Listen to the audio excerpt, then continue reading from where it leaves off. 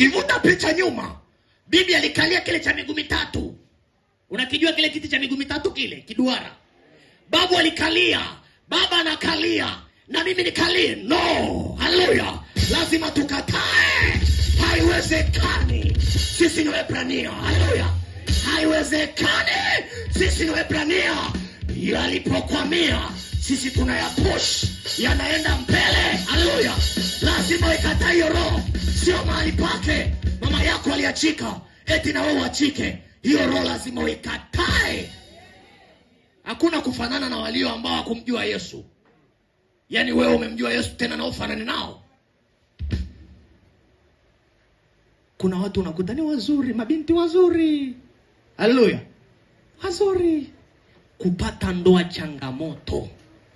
Alafu kuna mtu yuko zake tu, wala hajui Karolaiti na upele wake kichwani. Haleluya. Chunusi zimechomoza, lakini la kuja dude lenye hela. Haleluya. Ana roho. Haleluya. Si amna roho ya kuzuia mabaya. Wewe na poda zako, nakwambia utaziweka huku kama roho ipo uolewi. Haleluya. Utaziweka huku kama roho iko uolewi. Utasema bana kidogo. Hawaangaliagi zilizobanwa, wanaangalia mtu ambaye ana roho. Haleluya. Ndio inapatikana kwa mtu ambaye ana roho inomzuia.